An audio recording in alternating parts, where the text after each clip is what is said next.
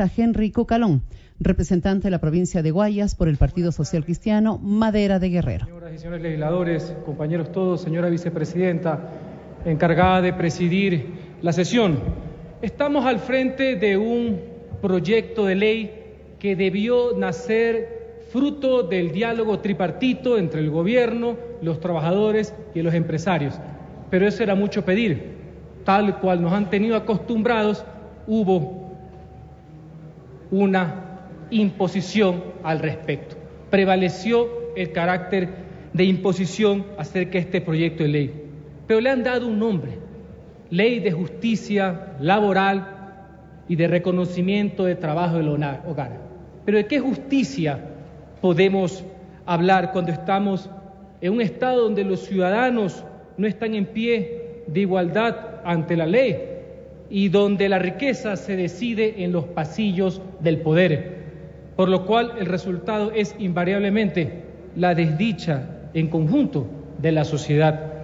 En la exposición de motivos y en varios pasajes del proyecto se invoca la vocación socialista de la propuesta. Yo me resisto a creer que esto obedece a alguna ideología política, porque asimismo en algunos artículos se ve una clara vocación por el abuso, y yo reniego que eso pueda ser fruto del socialismo. ¿Y por qué digo aquello? Analizando detenidamente el tema de la limitación a las utilidades, ya lo han repetido varios legisladores, el artículo 328 de nuestra Constitución es explícito, absolutamente clara. Solo existe limitación en las empresas que explotan recursos no renovables. Más prístina la redacción no se le puede pedir a nuestra Carta Magna. Sin embargo, lo que consta en el proyecto es claramente violatorio a nuestra ley fundamental.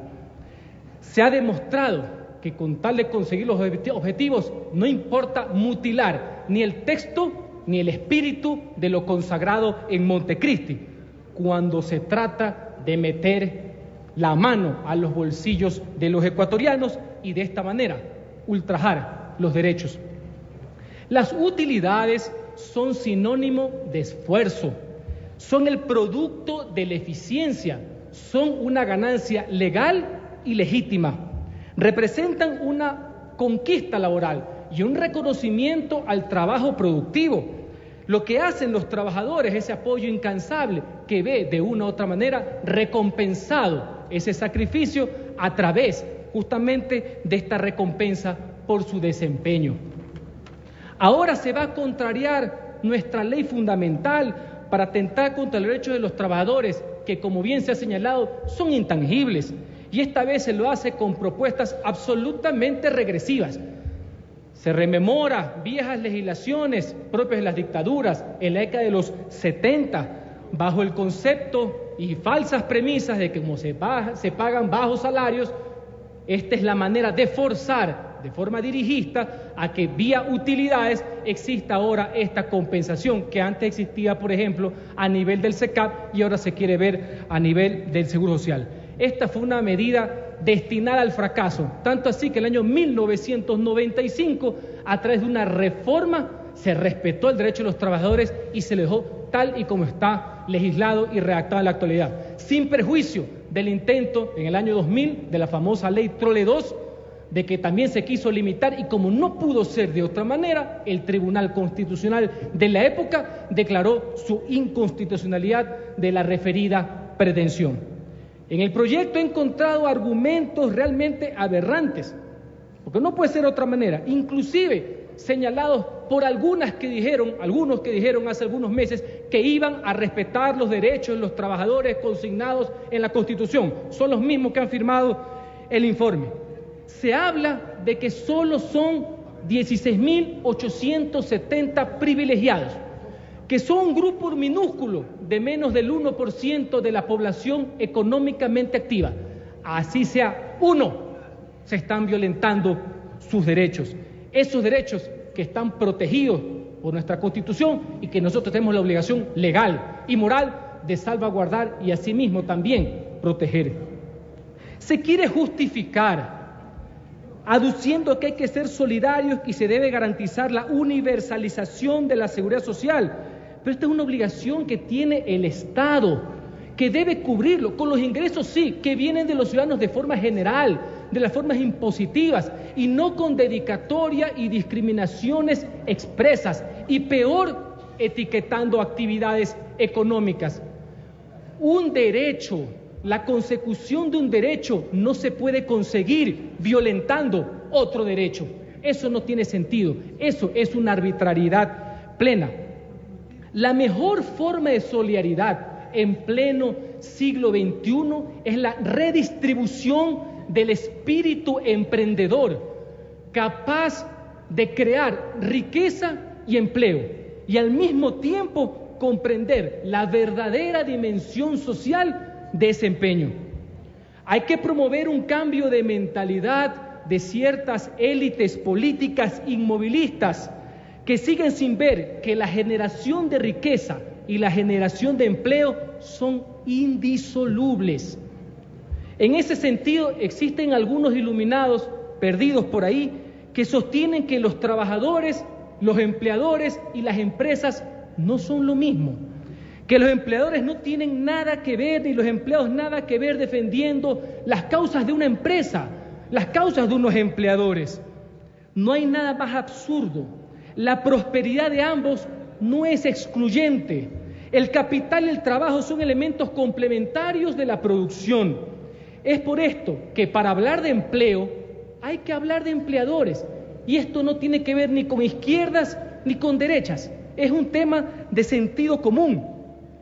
El sector privado, que es el llamado a generar esos emprendimientos privados, necesita la seguridad jurídica para dar rienda suelta a la iniciativa y a la imaginación que propende a la generación de nuevas plazas de trabajo. Eso el gobierno debe comprenderlo, y en ese sentido no solamente que se ha abierto, se ha abultado el aparataje estatal, pero un gobierno lo único que puede ofrecer son puestos burocráticos, no generación de empleo productivo. En eso que todos los ecuatorianos, gobiernos, ciudadanos, asamblea, nos encontramos comprometidos porque nos interesa el bien común. A nadie le interesa el fracaso económico de un régimen, porque sería el fracaso económico de todos los ecuatorianos. Ya es hora de superar ese falso dogma de la explotación capitalista y de la lucha de clases, que como consecuencia el de la confrontación supuestamente inevitable entre los intereses de la voraz clase empresarial y los de la clase trabajadora.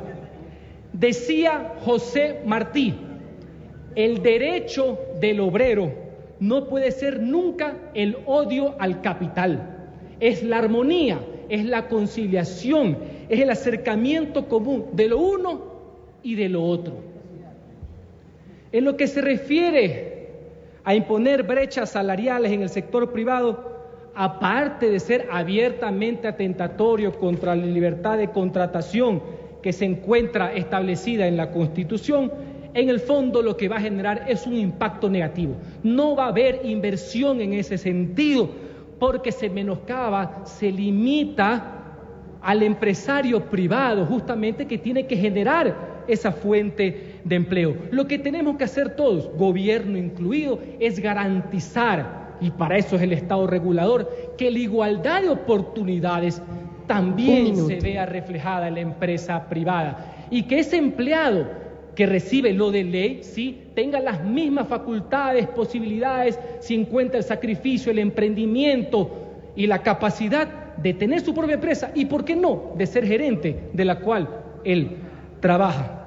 Por esta razón, todos estos conceptos de un trabajo creado desde el dirigismo estatal, insisto, no tiene buen futuro. A la larga se puede convertir estas medidas proteccionistas en un arma de doble filo que no conviene, que no va hacia la creación de nuevos emprendimientos, a la apertura de nuevos puestos de trabajo, con el sacrificio que eso conlleva a los jóvenes que están necesitados de poder poner toda su capacidad en el efecto productivo. En conclusión, esta protección en última instancia no solamente que puede conculcar derechos consagrados en la Constitución, sino que puede inclusive ser regresiva a los mismos intereses de los trabajadores. Reitero mi respaldo a cada uno de los señores trabajadores que están viendo discriminados sus derechos consagrados en la Constitución una vez más por un poder político que se quiere burlar de la Constitución y de manera arbitraria menoscabar los beneficios bien habidos de los ciudadanos honestos. Muchas gracias, señora vicepresidenta.